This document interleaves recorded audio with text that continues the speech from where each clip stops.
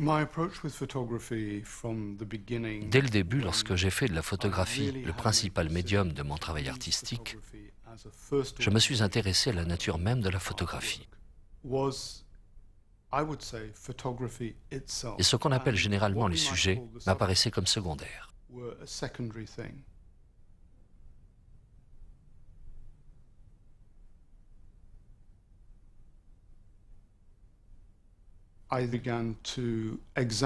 J'ai commencé à examiner tous les attributs chimiques et physiques qui sont à la base de la photographie et qui permettent la production d'une image. Et j'ai essayé ainsi d'arracher la photographie à ses propres conventions.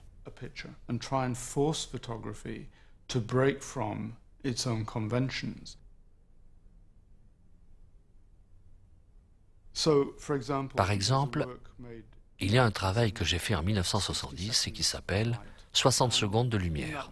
Ce travail répond effectivement à la question « Qu'est-ce que la photographie ?» C'est au moins en partie une combinaison de deux éléments, le temps et la lumière.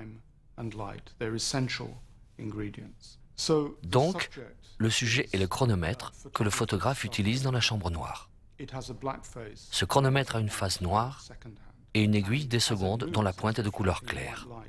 Et pendant que celle-ci avance, elle réfléchit de la lumière blanche parce qu'elle est peinte en blanc. Et comme l'arrière-fond est noir, la trace du mouvement blanc s'imprime sur le négatif. Et c'est ce qui arriva durant les 12 images que j'ai prises. Le segment blanc est devenu progressivement plus large.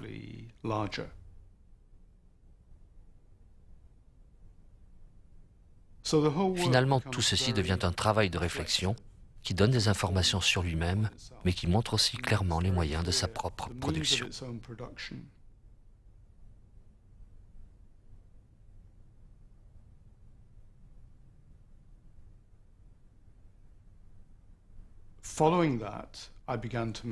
Après cela, j'ai commencé à faire quelques triptyques autour de la question de la mise au point au moment de la prise de vue. J'ai tout d'abord établi que la photographie conventionnelle se caractérise par trois espaces picturaux.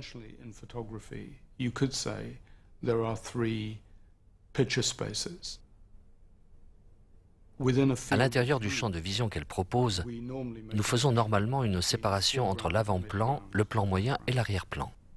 J'ai donc travaillé alternativement sur des effets de mise au point portant sur les éléments de l'avant-plan, sur ceux du plan moyen et ceux de l'arrière-plan, en utilisant une profondeur de champ très étroite.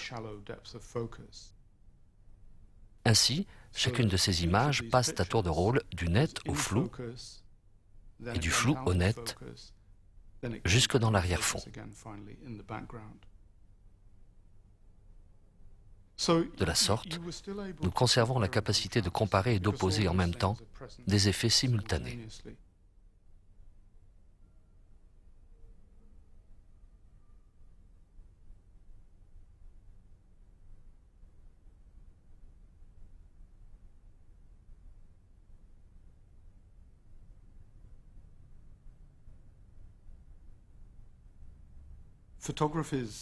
L'histoire de la photographie a consisté clairement à déterminer l'évidence d'une manière efficace et crédible.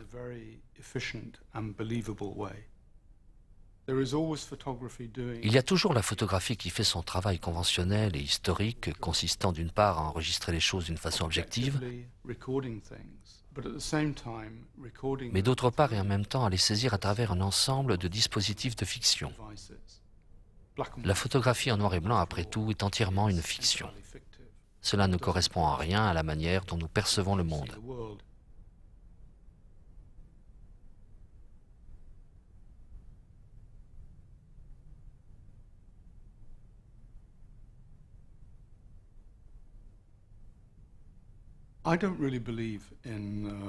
Je ne crois pas qu'il existe une objectivité absolue, et ce qui m'intéresse, du moins en partie, c'est de révéler un ensemble d'alternatives, même si on peut dire que mes photographies sont presque toujours des constructions, au sens où elles constituent des scénarios de fiction.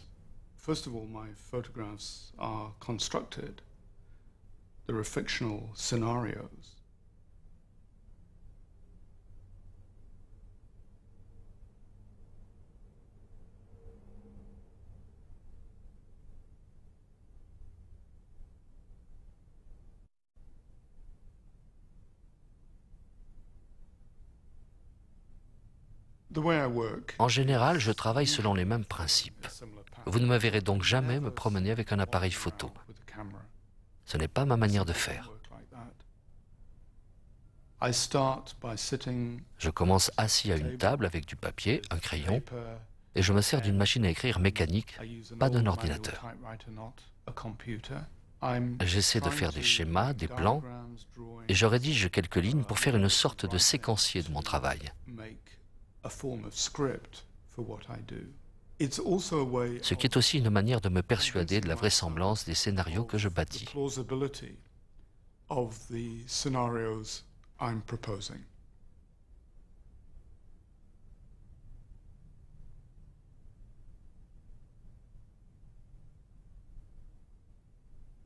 Cela produit un mélange fait d'une sorte de fiction créée de toutes pièces et d'une forme de réalisme documentaire très réel. Ce que j'appelle documentaire fait partie de ce qui donne à l'image finale sa crédibilité, mais c'est aussi ce qui la relie à l'histoire de la pratique de la photographie.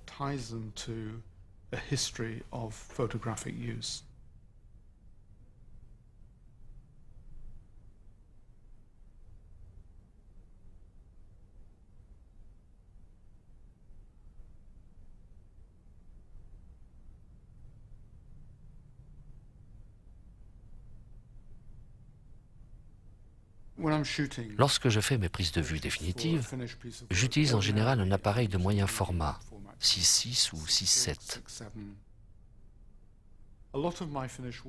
La plupart de mes travaux finis sont de grande taille, généralement d'un format de 4 mètres sur 5 ou d'1,60 m sur 1,30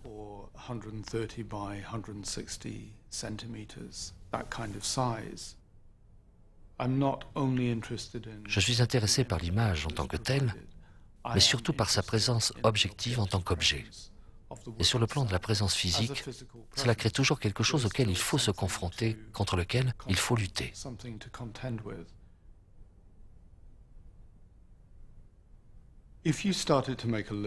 Si on commençait à faire une liste des conventions de la photographie, on serait obligé d'inclure la notion d'apparente transparence de la photographie elle-même.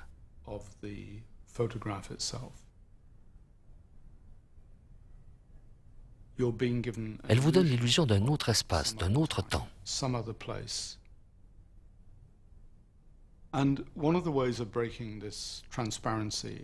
Et l'un des moyens de rompre avec la transparence et l'illusoire, ainsi d'ailleurs qu'avec la figuration qui est l'un des modes dominants de la photographie, consiste à introduire une sorte d'écran comme faisant partie intégrante de l'image dans son ensemble, afin d'empêcher volontairement le spectateur d'entrer dans l'espace dans lequel il aimerait pénétrer avec son regard et son esprit.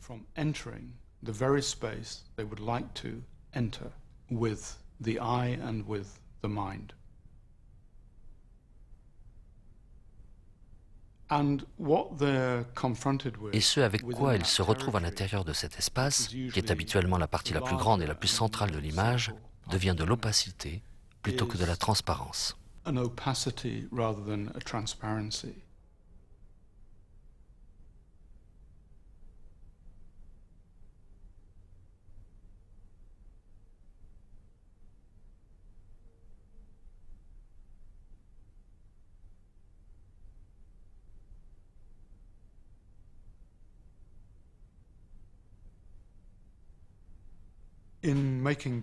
En faisant l'image intitulée Backdrop, en 2001, j'étais vraiment intéressé, je le suis toujours, par l'utilisation du monochrome.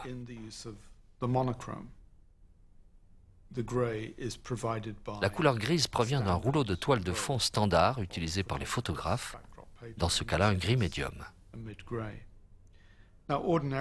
Normalement, le point de vue le plus courant serait situé à partir de la face avant de la toile de fond, de manière à photographier un objet quelconque placé devant elle. Mais le point de vue que j'ai adopté se trouve au contraire derrière. À présent, quel est le centre d'attention du photographe réel et quel est vraiment l'objet de l'attention des personnages qui attendent autour? Nous ne le savons pas. J'ai donc fait deux choses. D'abord, j'ai dit aux photographes qu'ils pouvaient faire leur propre prise de vue. La deuxième chose, c'est qu'au lieu de n'avoir rien ou personne derrière la toile de fond, il y avait effectivement quelqu'un. Et ce quelqu'un était en train de raconter des histoires pour se faire remarquer par les personnes autour de lui et pour provoquer de vraies réactions.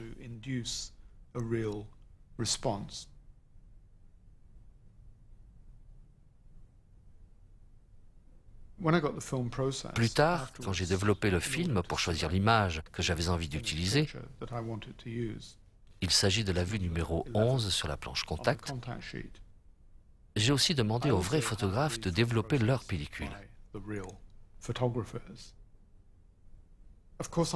Bien entendu, je suis sur leurs photos parce qu'ils sont sur les miennes. Donc, je vise avec mon propre appareil, mais je suis de côté, dans l'ombre.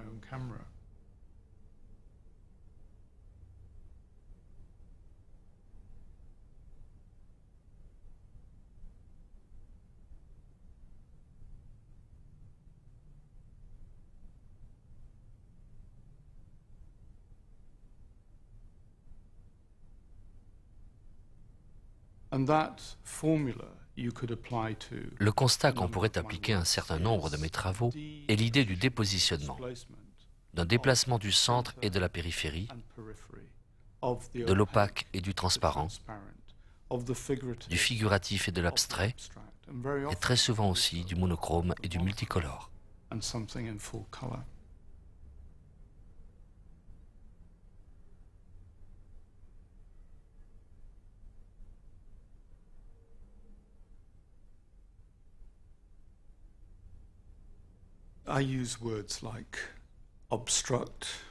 J'utilise souvent des mots comme obstruction, rupture, censure. C'est un inventaire qui désigne bien la confrontation.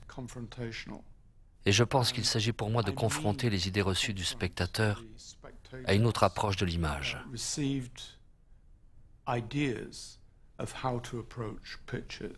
Je cherche à contester au cœur même de la photographie les normes des modes d'enregistrement et de transmission des informations.